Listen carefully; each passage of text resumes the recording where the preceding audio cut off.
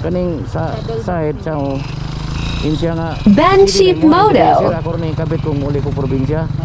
Insya sige balik lang sa next week nya mutong ang ni-release ang kinirang Kani lang usa. So dapat iparehistro pod yun nimo. Oh, paresto na to na ma'am kay naamon tay ka bayad gyud ma'am kay naamon tay trabaho ma'am. Mao. Tapos Sima, naamang uta. gid sa atong kuan nakabutang kung unsay ato accessory sa atong unit.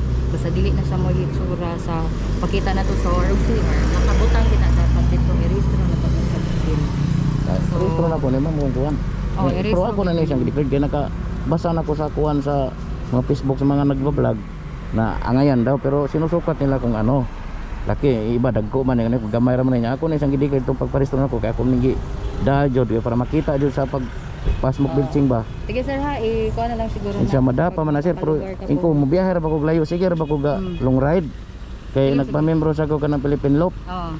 nga isa sige balik lang next week sir kay busy pa magmero nya to lang kanon. Sige sir ha, kuha na lang ni palihog sir nga ma-ring. Oo ma'am ako ni buhaton mamay kay nago tay ka bayad ay pa restaurant. Dira pod na sa kanay ikabayad para di na ta mahasol na madako. Bitaw ma'am pero honestly gid ma'am ako din siyang gi-declared.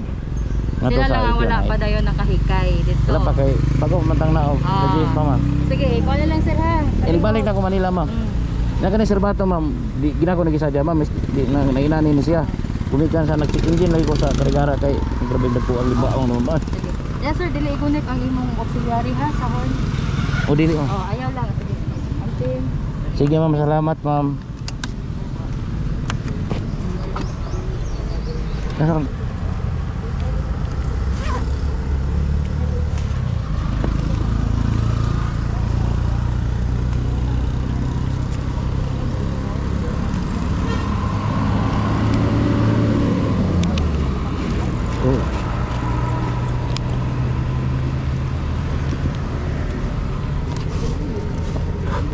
Oh, restaurant na siya katong ito pag restaurant na to itong gidangan to.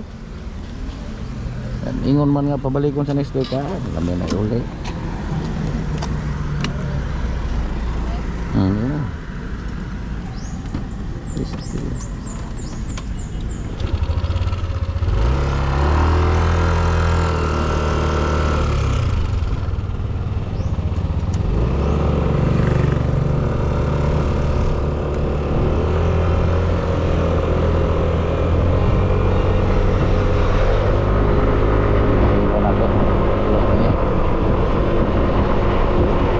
Wa mo mahimo na ko kasi singkong duli.